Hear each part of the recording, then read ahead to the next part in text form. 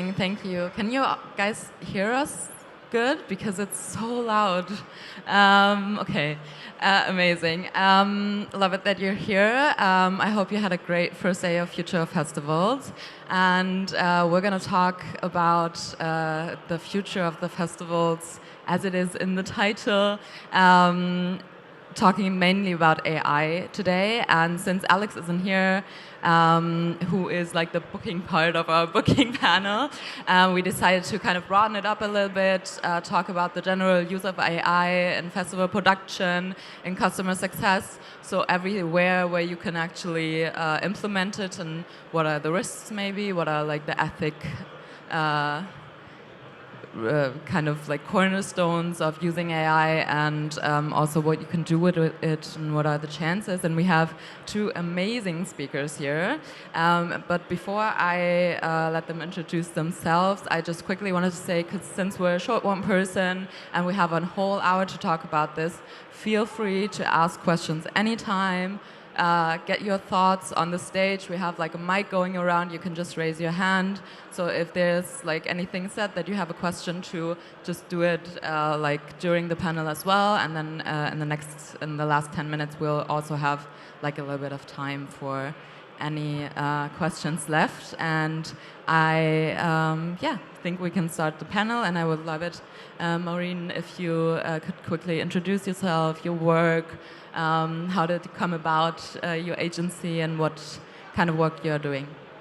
Yes, thank you for this introduction. So my name is Marine. I'm the CEO and co-founder of 2AM, which is a Parisian-based startup. So sorry if I have a big, strong French accent, but just raise your hand if you cannot understand me well.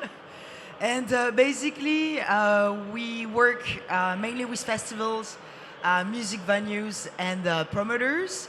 And what we do is like we turn every single audience interaction into actionable data. How? By interfacing directly with mailing system, Outlook, Gmails, also with social networks, also with WhatsApp. And we built our own AI agent system. So I'm not here to speak about chatbots. It's a multi-agent system. Then I can tell a bit more about it. But what we do is like by interacting, audience interaction, we are actually able to understand better audience behavior in order to anticipate crises, to help operation, to support communication teams as well. But then we will have two case study, and I will dive more into this topic. And then Chang. All right, thanks for having me. So everyone, my name is Chang. I'm the co-founder of this XR remote live technology. So it's kind of vague, but let me explain it this way. Imagine yourself being an artist and having an offer from 3,000 kilometers away, but you are not able to travel. So our technology can put you behind the booth, right, and perform without any wearables. Like, imagine those Hollywood-style motion trackers you put on your face, all those stuff. That's not needed. So you can perform live and get your image teleported to, let's say, Tokyo live, and the audience do not need to wear any goggles, any glasses, or any other devices. So basically, your holographic figure will be presented as a human, live human figure over there. Yeah, so that's what I do. Mm-hmm. Amazing. Yeah, we're gonna see and hear a little bit about your projects in a second. But before we start into the panel, we also wanted to get to know you and the audience that is here today. So. Can you maybe raise your hand if you're working for or at a festival? Okay, so about half the people. And then the rest of you is probably like service providers? Yes? Yes, okay. And who of you has worked with AI, not meaning like ChatGPT or Gemini, like any other kind of AI tools? Okay, a couple of people. Some. Amazing. Maybe we can get to that a little bit later because we would love to hear your experiences as well. But let's start with, can you guys hear me okay? Because I think it's No, very... not that much. It's fine. Yeah, I have to really concentrate to understand you, but I think we'll make do. Maybe we have to kind of cuddle together a little bit. All right, so as a first question, I would love to ask you, just in general, where do you see the biggest chances of using an AI in your current work and in the festival landscape in general? So I would say for me the biggest challenges is the massive and fastest adoption AI managed to reach. If we have to compare, for instance, ChatGPT got adopted actually in just 2 days, 1 million of person. And if we compare with Spotify, it took 2 years and a half to reach to this adoption.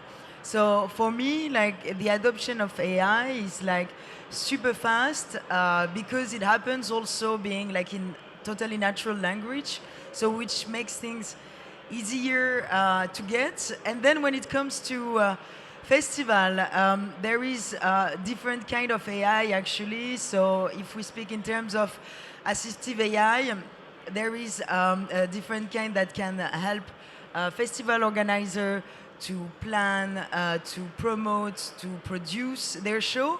Then there is, I would say, another category of AI, which is discoverability. So there is AI DAR, there is Booker FM, we miss Alex Steven here, but that helps to discover new kind of artists, perhaps to take some risk in terms of programming. And then a last one, from what I'm concerned about, is an agentic AI, which is very invisible, but it's very powerful because this kind of AI is able to understand the intent of the Indians, the intent of the behavior, and provide data to the organizer. So then we will understand a bit more about it, and especially speaking to misconception. Amazing. Yes, for me, let's say it's way less visible than your platform. So sorry, can you hold your mic up a little bit more? Oh, sorry. So we use AI to boost the quality of our video and audio signal, and also basically creates, let's say, an avatar sometimes for the artist. For example, let's say in Japan, everyone likes fluffy stuff, like cats. So what if you turn this artist, who's maybe a little bit less attractive, turn into a cat. And everyone might love him a little bit more, just saying, that was a joke. And then also, other than working with this holographic technology, I also manage a lot of artists, work with artists. So one user case I always do is using, let's say, Suno. Who over here uses Suno or knows about it? Platform, yeah. So sometimes we'll just tell the artist, if your music is not as good as Suno produces, then go back to your bedroom or studio and give me another track, give me another demo. So that's a frequently used line that I do. And on top of that, it can be let's say, a source of inspiration for some artists who encounter writer's block. So that's another user case. Yeah. But what about the stem separation of Suno? Because for me, there is different level of using Suno. Yeah. There is just a prompt-based Suno usage, just like you prompt, and then you get, I don't know, music like Metallica mixed with Nightfish, whatever. But then on the other side, what I find interesting recently with Suno is there is... You can actually export the stem files. Yeah. Yeah, that is crazy. In my personal opinion, probably 2 years from now, that technology is going to kill about 80%, 90% of bedroom producers who think they might make it someday. Because let's face reality, not everyone is talented enough to be on stage and perform in front of 50,000 people, period. Hot take, but yeah. That was sharp, isn't it? Maybe a topic for another panel. But yeah, thank you for giving us a general overview. And adding to that, I wanted to ask kind of what do you think are the biggest misconceptions? Because we talked about that when we had a little like pre-talk to this panel, because obviously we're going to get into the ethics of things later on, but just to kind of set the tone for this next 45 minutes, like what do you think are the biggest misconceptions people have against using AI in their booking and festivals? Yeah, thanks for asking that, Isabel. For me, there is a true gap between what it is seen and what it is understood. And if we take the analogy of the iceberg, for instance, like most of the people will just see a chatbot. I mean, what we see, like all the widgets that are on the website. Sometimes it is a true chatbot when it comes to just asking random questions, and then there is a kind of arborescence in the way the workflow has been thought before.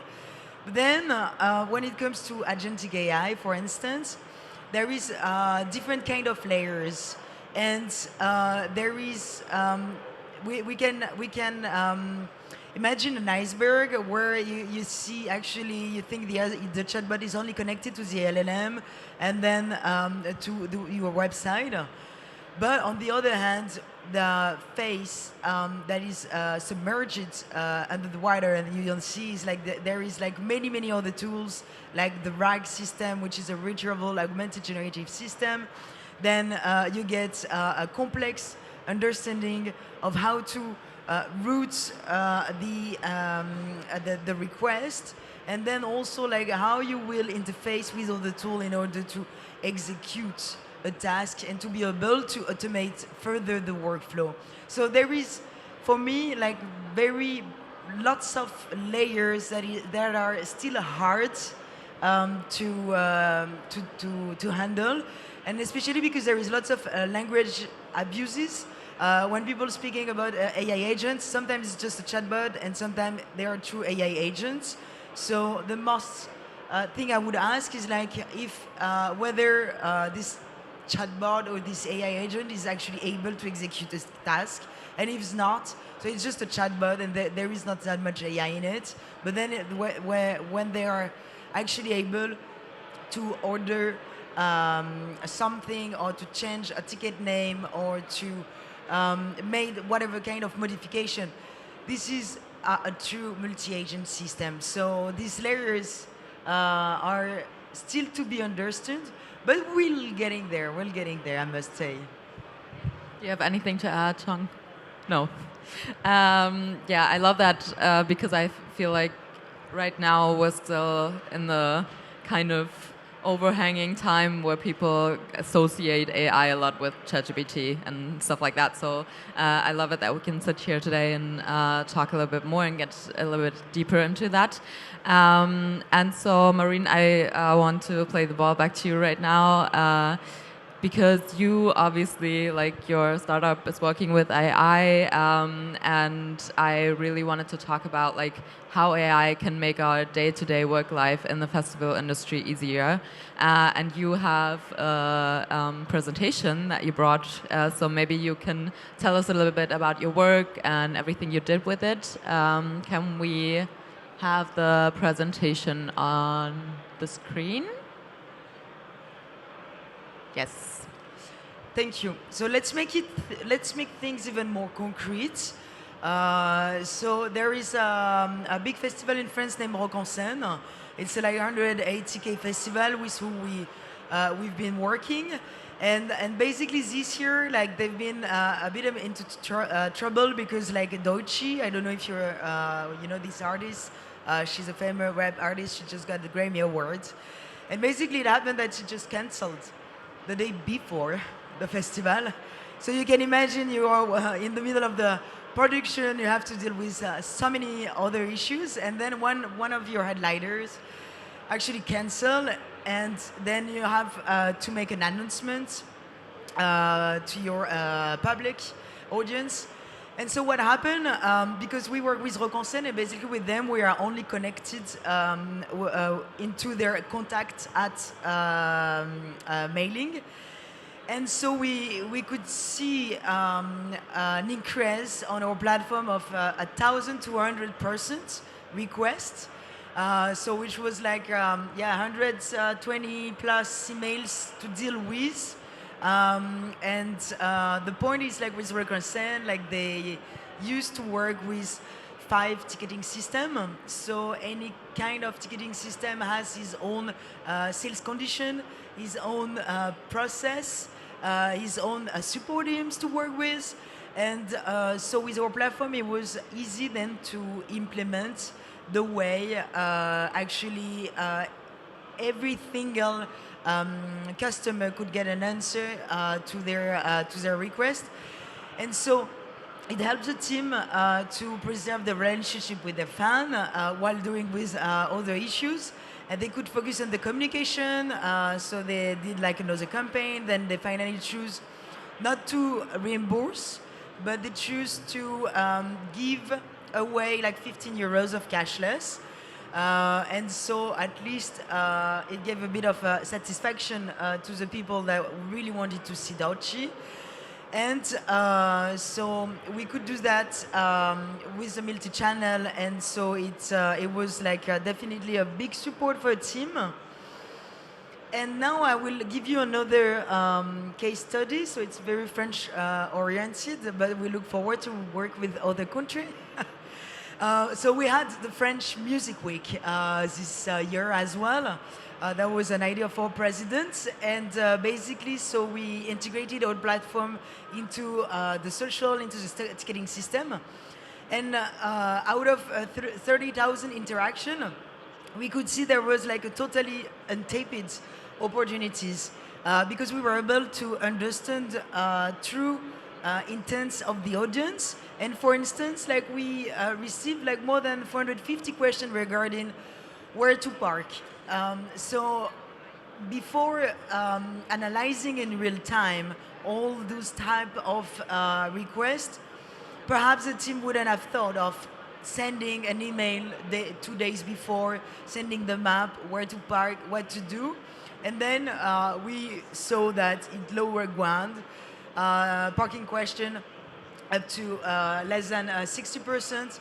And of course, the team could focus on more operational issues. And then also we discovered another segment regarding accessibility. Actually, there was like many people in wheelchair that wanted to join the conferences.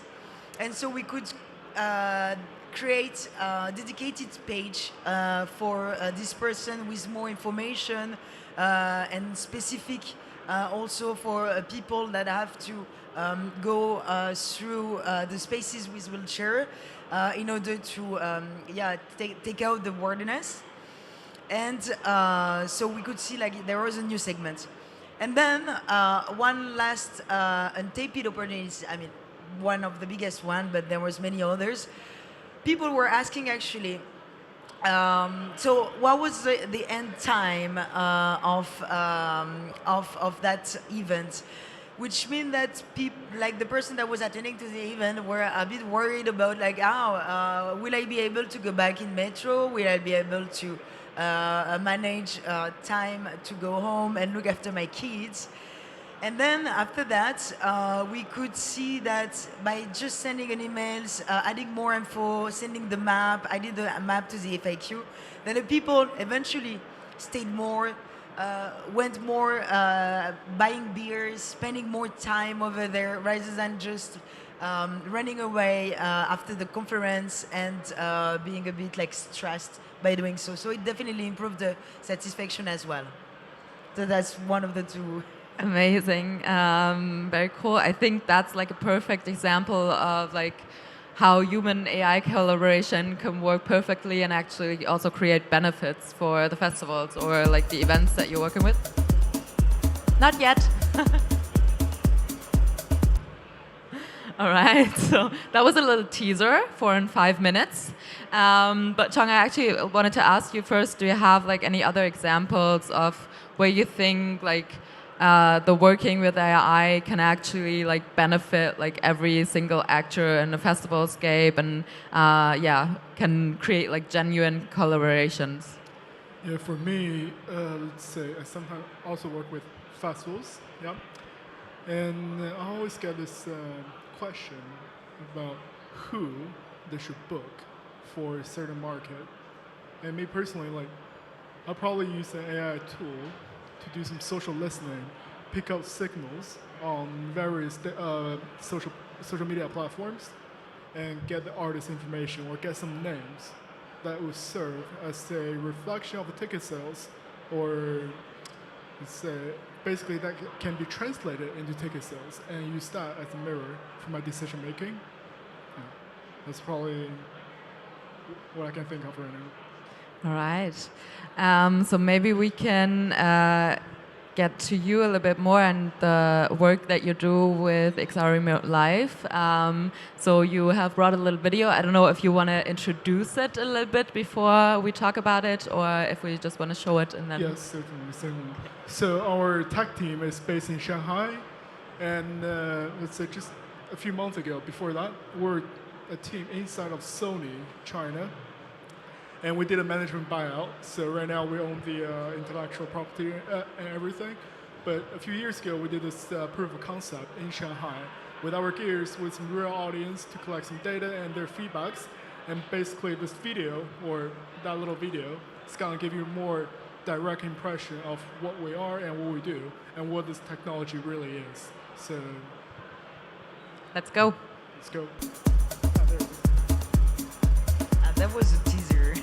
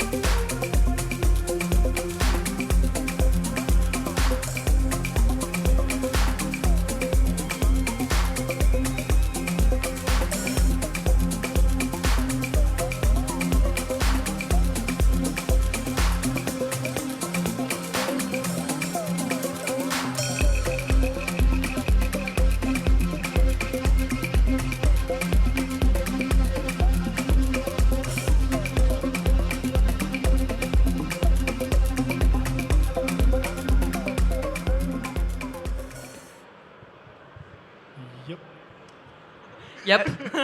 I wanted to ask, like, can the DJ Sure. see actually the people or no? Yes. So it actually goes two ways. You know, like, of course we'll have cameras set in front of the DJ or in front of the artist, any artist. So the image of the artist can be broadcasted to another corner of the world. But we also have the camera set up in front of the audience, so the artist can see what's going on dance floor and act accordingly. So last time we checked, so from Netherlands to Shanghai, thousands of miles, the latency of the data transmission was under 200 milliseconds. Yeah, and that was 4K 60 FPS. What's like the audience perception like of these kind of holograms? Because I always wonder, I mean, there's been like very popular examples in the past at Coachella and stuff, where they had also, I think, I don't have it in mind like which artist was like projected, but I think there was like a very big controversy about like putting a hologram on stage versus the real thing. So what's your like feedback you've gotten for the kind of projects you do? Yeah, like we definitely got some let's just call it negative feedbacks from the audience, because some people do love to interact with the artist face to face, like in real life, but sometimes that's simply impossible. Let's say if the artist is on a really tight schedule, getting offers from Europe on that weekend, and just happens to have another offer from Asia, it's logistically impossible for the artist to go to another country under, let's say, 8 hours So this is the second best solution. And on top of that, it can also give the artist a little bit more freedom to travel or not to travel. Let's say if you're an artist who has great fear for flying, that creates a little bit opportunity to perform in a different continent. Yeah. So in theory, I could see my favorite artist at the club around the corner and pay way less because it's like in my city, and didn't have to travel wherever they're playing. Yeah. Possibly. So we don't really see the hologram as a substitute of real life experience or real life performance. It's simply add on, a nice to have feature for some performances or clubs or festivals. Have any of you guys who are working for festivals or like any kind of other events, who of you would book like a hologram for their event? Yes, you do. Who wouldn't? Why not? Stage. Microphone? Yeah, does anybody of you want to share like why they wouldn't? Mm-hmm. Yeah, back there. Yeah, let's make it interactive. I wouldn't say that I'm 100% out, but I think the live entertainment section has a rough time already, and we saw it while COVID, the online stuff. Well, it's a different thing because it's still a group action, but the DJ, especially for DJs, maybe not for any DJ, like the real good ones, they need to feel the room. And if you don't feel the room, you can't play music for them. That's the most important thing in live entertainment at all. And well, I think it's still gonna have a niche, and it will be successful. I'm sure about that because the people will like it. And maybe it's also a good opportunity for DJs to get more gigs simultaneously, but I think it won't. It can't take away the live section. That is actually exactly why we have the two-way monitoring system. The artist, the DJ, can read the room even from 2,000 miles away, while not physically being there. Yeah, I got it, but it's more about that. It's the energy you need. It's the smell. It's five senses. It's maybe sixth sense. It's not only seeing and hearing the people. You need to live it, and that's the most essential thing of music in general. The collective ecstasy in the moment, and well, I think it's a good product, and it will have its place, but. I hope, and I will maybe predict that it's not going to take over. Yeah, we're not here to take over. Good.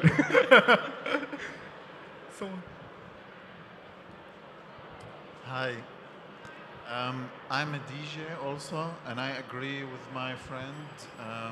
I cannot DJ if I didn't feel the people on the stage. And at the same time, for me as an artist, it's unbelievably beautiful to be directly in contact with people. And I was also thinking about something else. It's about privacy. So most people, I'm talking about Berlin now, people like to feel private at parties. Like there is no cameras, no one is taking photos, or I don't know, there is something live.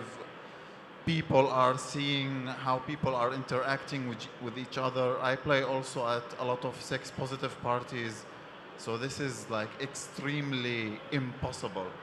So I want to ask you, my friend, maybe this topic of privacy and digital privacy in Asia, maybe in China or other countries, it's not really a big problem. Because the state or the companies that they provide the services, internet and your service, etc., they just take the data without consent. People maybe are not really aware, but in Berlin, we are like extremely aware about this topic. So in a lot of clubs, you cannot take your phone with you to the dance floor. You need to leave it in your bag, or you put some stickers on the cameras, and there is awareness team and a lot of people that they are taking care of the space. So this privacy thing, I think it's really different from where you can provide your service. And for example, here in Berlin, maybe you can tell us more about the privacy. I think that could be a misconception. So let's say misunderstanding. Let's say if we're talking about clubs like Kit Kat, obviously there should not be any cameras or even cell phones allowed inside, right? But if we're talking about like major commercial nightclubs, maybe Boathouse, of course there are going to be cameras. There will be cameras and there should be cameras for security concerns. I also saw some vendors or service providers at this festival providing security camera and solutions, right? So we're talking about two different markets. And we do not really want to collect, let's say for this technology, the camera is set up for interaction to see what the audience want, what the audience is doing, so the artist on the other side of the world can know what's happening on the dance floor. It's not really about collecting data or getting your face recognition or pushing you more advertisement afterwards. That's not about it. So that's a huge misunderstanding about the, let's call it privacy concerns in Asia or privacy concerns in Berlin. There was another raised hand here and here. Oh, I don't know who was first. I'm sorry. Hello. I just wanted to say that for me, local artists are also really important, and this commercialization of bigger and bigger artists, and that in the end we have only a few that are really big and everyone wants to see. This makes me a little bit scary, and I hope that we go back to actually book more local artists, support local communities, and that's why we also have a smaller festival, for example. But I can see that in bigger markets or in commercializing the artist somehow, it makes sense. And yeah, I just want to say that, like, what about local artists then? Or will they even be booked for this kind of things? Yeah, let's say you want to support this local artist who's really talented with just supreme production skill and a nice performance on stage. Do you want this artist to stay local or step onto a bigger stage and make it global? That's the question I want to ask you. So if you want to really support this artist, you can't really stop him or her from going commercialized, Or this artist can keep performing at a small club in front of 50 people and be the kind of niche cool artist, but starve, but not make enough money to support the family, because that's the reality we're facing here. And with, let's say, technology, with AI, with streaming, with Spotify, YouTube, Twitch, or with Hologram, you actually provide those smaller, up-and-coming, talented artists a bigger platform, a bigger stage, even in another country. Yeah, thank you for this answer. But what about, how do you say, because the younger generation, for example, I was just in another talk, they look for the vibe, they look for the people, they don't care so much about the crazy cool lineup, for example. But how do you create a vibe in this room? Is there other things or just a hologram? Well, that's really a question for the festival or the curator of the club or the operator of the club. So us, in this, context, is merely a service provider, a technology support. We don't ultimately have the responsibility of curating the lineup. It's more about the club's booker or the festival. Yeah, we just provide the tools. Amazing. I think there was one last It point can be right there. also And then complementary, It doesn't have to be only like a DJ, doesn't have to only go for holograms. Can be also another kind of living an experience, I don't know, you're a DJ, perhaps. I feel you. I feel that you have to feel I'm also this kind of person. But I would be curious to try and to say, okay, actually I don't have to travel to Hanoi in Vietnam, and I can even play there, and then even though I don't have the feeling, then I can also do that without having to take the plane and ruin the planet. Also, that is also important. And yeah, creating a new kind of experience. I guess it's nicer. What was the last question? Yes. Yeah, I would like to say like that is a brilliant idea for some typical parties. So it really depends on like what kind of party you are organizing. I'm a party organizer of a Chinese pop music series in Berlin. So we do have the problem. So for example, we would like to book a DJ from China, but we do not have the budget for like the whole booking thing, like taking over the flights, taking over the hotels. And I also like found out like for this kind of parties, it's about the community. It's not about like who you are literally booking, because your audience don't actually care about that. They just wanted to have a party with like sharing the similar culture and to dance with the similar faces. So for example, in our parties, 80% of them, they are Chinese people. So for this kind of party, and they just would like to have, okay, someone who really understands Chinese music and they know what is the party music in China, but for the organizers, it's very hard for us to book a Chinese DJ. So I would say in this kind of cases, I would definitely would like to have this kind of theme, but another consideration for here is, will that be very costly to setting up the whole scene in 300 capacity party club? So that was my concern. Yeah. It is pretty costly to set up the, let's say, the projector or the venue side of the gears.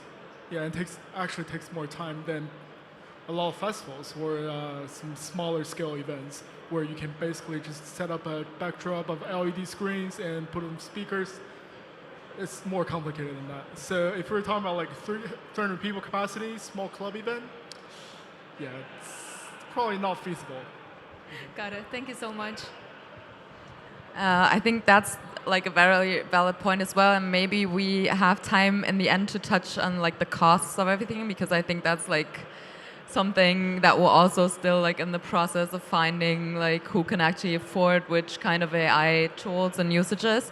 But since we're kind of running short on time, I really, because we already got into a very lively discussion, I also wanted to talk about, because we've had a lot of what can AI do. You talked about your projects, everything that can benefit, but also what are maybe the threats of using AI. I mean, we talked to Alex, who can't be here today, earlier, who's developing an agent who helps him curate festivals and lineups and stuff like that. And he puts in obviously his own ideas and stuff, but it can always be on a bias. And then there's also questions of how diverse, how sustainable can AI be, and all that kind of stuff. So what would you say, maybe Marine, you want to start, what do you think are the biggest things that we also really have to keep in mind when working with AI in the next coming years? Yes. So first, educate her or himself about the impact. I'm pretty sure everyone use ChatGPT. I don't know if you know, but there is different kind of model you can choose. So of course, if it's just for reformulating an email, so please don't use the 5.1 version, which is equivalent to a full fuel of a Q8, So perhaps go for a lesser, bigger model. If you need to translate, don't use even ChatGPT, go on DeepL. It's so much better for the planet, and the planet will thank you for that. And also one other topic, it's very important for me. We are two female co-founders, and of course it is important in the way we calibrate the model. And what you discover while working with the AI model is the power you have in going deeper into the system.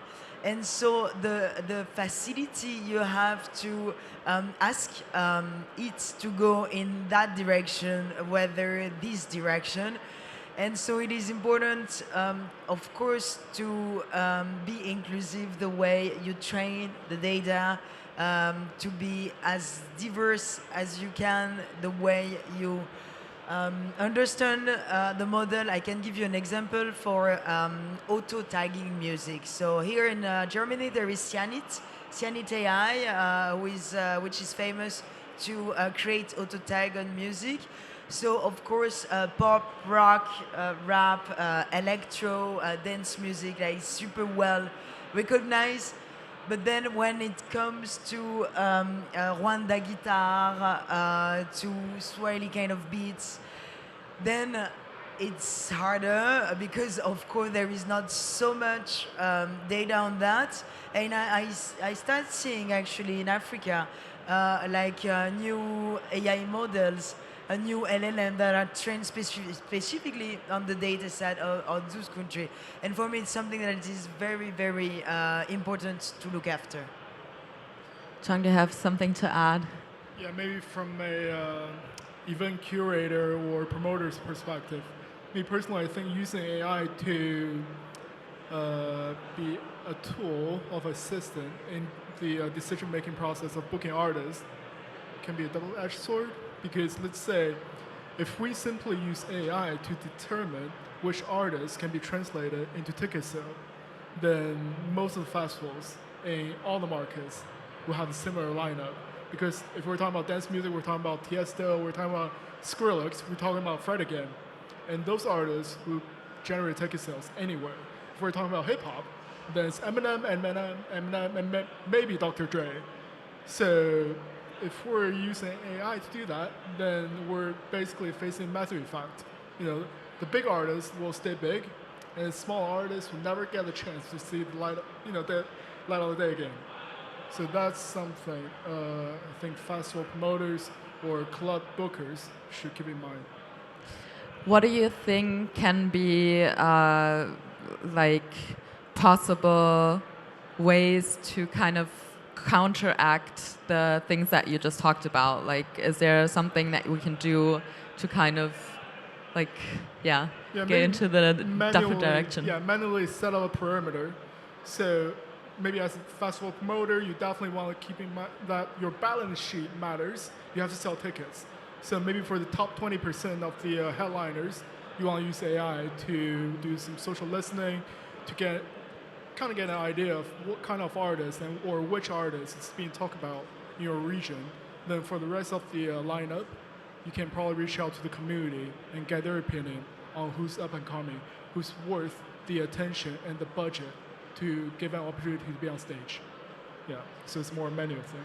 So kind of also like be more specific in what you put in, like exactly what you just said, Marine, like we have to kind of train the AI also to like take all these things into account that we would usually do as well, right? Exactly. It's merely a tool. It's a walking cane. You can't replace your legs with AI. What do you think? Because we talked about or you said also in the hologram, when we talked about the holograms will never replace a real DJ staying on or artist staying on stage, but it's also just an addition. Marine, you obviously working with a customer success agent. What do you think can actually be tasks and works in the festival industry that maybe are going to be lessened or even replaced in the future by the using of AI, and also what kind of space can it create on another side, because you talked about that a lot, where can it free up time to deal with other things as well? Whoa, don't be afraid. Big question. No, I mean there is actually there is one number I remember is every 75 years, more than 50% of every jobs are re-raised. That is true. So I mean, if you ask to your grandparents what was their job, if I ask them, they don't even know what I'm doing actually, They're just oh, okay, you organize events. No, not exactly. But it's just it's totally impossible for them to imagine what you do, because it's totally another world, So I cannot imagine even if the kids of my kids then what will they do? So like there will be like totally different kind of jobs, of kind of work. Okay, so it will replace some jobs. Like I must say, like for customer support, which mainly ask manual tasks, repetitive, low value kind of task. It's totally changing. On this perspective, now you just have to speak to one guy, to one AI agent, and then he's able to speak to hundreds, thousands of people as easily as it was like 10. So it's totally changing on that sense. Also, the way I would say we are dealing with volumes, you know, so when it comes to booking, the way that you are finally able to deal with everything that you will, all the requests that you will receive, all the proposals that you will receive, then you are able to connect, and that's what Booker FM does, connect directly to Spotify, to Instagram. What would you do normally?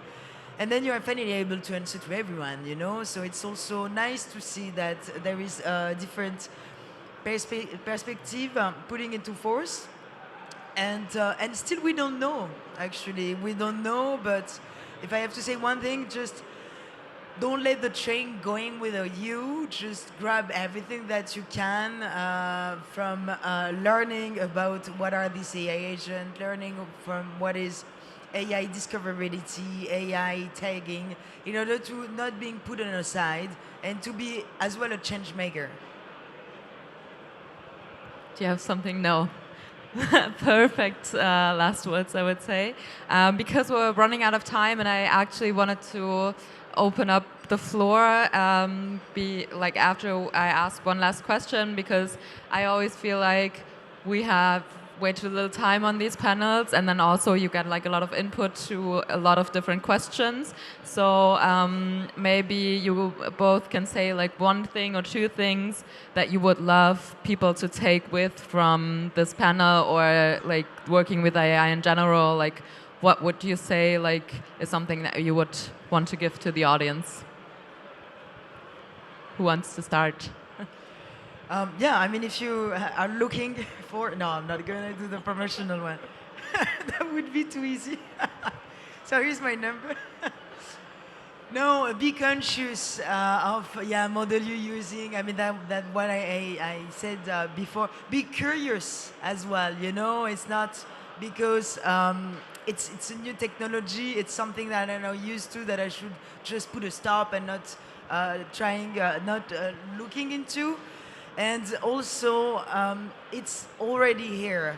So be critic, because that's also a point with AI. Like, there is lots of gathering knowledge, and it's totally changing knowledge worker, actually. That the first job that are in danger is definitely like a knowledge worker, like the white collar, because they're doing better than us. So actually, it's... okay, if I can go a bit political now, we have to reinvent the system, because, you know, like the capitalism is all based on that. And so that's why, like, biggest player are fighting because they don't want the capitalism to end. But actually, there is no need for white collar again. So what will happen? How can we reinvent, you know, the new era where we want to live in? Because those people actually think they will make again the world, but I'm pretty sure we can be at our level, at our scale, change makers, and try to make things perhaps a bit better off, and trying to use our critical spirit to always keep the direction where we want to go. Yeah. That was, let's just say, it's a really diplomatic way of saying you can either keep up or being left behind forever. Because, yeah, like, I have a similar expression or a similar opinion on that. Is AI has been sipped, has been merged into every little corner of our daily life, whether it's visible or not, right? And, yeah, those people who like to stay purist, who like to kind of work against it, work against the trend, we're going to have a hard time in 5 to 10 years or even tomorrow. So that's my What's your point of thought view. on What's that? your thought? Yeah. You've been playing hard questions. Oh my God, yeah, good question actually. I'm gonna think about that while you ask some questions. So we have like around 10 minutes left. So if anybody wants to ask anything, or even if you have, oh yeah, right here. But also like if you have some general thoughts you want to share, capitalism and end feel of free. AI. The end of capitalism. Hi, I have two technical questions. One for XR, one for Chang. I don't think the mic's on, right? Yeah, It's please very, speak a little bit. very, very silent. Speak louder. Is that okay? A little bit better, yeah. Yeah. Okay. So one question is your technology just about the capture? Because the display, do you use other technologies for holograms like ghost peppers or whatever it is, and your part is mostly concentrated on the capture of the artist, right? This is what I got. I can't. I mean, I could get like 50% of what you're saying because Yeah. I can't really hear you. I'm asking about the system, and the system is more about capturing the artist because there is a lot of holographic technologies like ghost peppers, like holofans. Yeah, so like we multiple- capture the image of the artist along with the audio signal. Yeah. Yeah, yeah, So this is the core feature of the pretty much. of the pretty much. product. And like, let's say behind the scene or in the server, or let's get a little bit more technical too. Our best advantage, or what we're trying to do, is to make the signal low latency and as real as possible. So from like 2,000 miles away. So Yeah. that's the biggest challenge to a lot of similar technology or similar companies. Because that's a lot of data to process. Okay, thank you. And the other question is for Marine. If you use AI agents, so maybe you use something with your RAGs like MCP servers or something to be able to send out messages, and how does your clients deal with the fact that their data will be vectorized and embedded in a RAG system that is yours, that is not theirs, because spinning up a cluster for every client does not really make sense feasibly? Like, Yeah, I understood part of the question. Is that regarding RGPD measures and like all the data we gathered from people asking? Is that what you ask? yeah, that, Yes. like not about the end user, but about actually the companies that you contract, that you will, to be able to have precise answers, you need to fill your RAG, like your embedded system, with a lot of previous customer questions to be able to train the LLM in a way to answer properly. And then the other part is like when an AI agent is using like actions like MCPs or something to take action, is there a human tandem to make sure that the answer is correct, and if it's not correct, it does not break any TNCs? Yes, thank you for asking. So on the first question regarding data training, we use actually totally untaped data, which are historical interaction with the audiences. And since we don't mind about who is Robert, who is Isabel, who is Chang, we anonymized all data because we are only looking at the context of the demand and at the time, so when it is asked, so regarding metadata. And then we train the model on that, which are trained so on specific needs of a festival, because for instance, with Rock en Seine, it's like Parisian kind of festival, so where people goes with metro, there is no camping area whatsoever. So it's a totally different platform from Hellfest Festival, for instance, which is a metal festival where most of the people are coming with the camping and the van, so it's different kind of issues. And then the last part of the question, sorry. Was like, if the AI agent is taking action, let's say Yes, sending an thanks. email, Yeah, how sure. do you make sure that the answer, like, do you have Yeah. couple of LLMs that Yeah. one checks the answer of the other? Yeah. Because when it comes to, for example, a use case where you said there is terms and conditions, this should be like a human tandem in the loop. It cannot Yeah. be completely AI based. So actually, when it comes to the tech part, behind an AI agent, you have multiple agents, and so we have like a dozen of agents interacting with one each other. So there is one first that actually gets the request, then analyze it, then routes to another agent. Third one who is able to understand if there is enough knowledge in the database, because sometimes there is not enough knowledge, so there is a gap that needs to be filled. And so when it is in that case, then there is a notification sending to the organizer saying, oh, it misses something. But then when there is a specific request which are sensitive in case of sexual harassment, for instance, which actually does happen in festival, then obviously the agent has been like very trained on specific cases, and then there is an automation activating, directly sending an SMS to the organizer.